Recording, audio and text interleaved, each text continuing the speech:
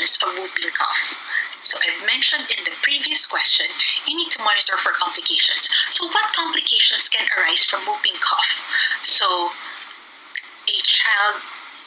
infants and children, especially young infants, are at risk for getting complications from the whooping cough. And complications that might arise can be pneumonia or respiratory failure. They can have seizures. In the worst case scenario, even death can occur. So it is important to get your child immediately treated, immediately seen by the pediatrician so medications can be started. And also, you need to monitor for potential complications, as I've previously mentioned.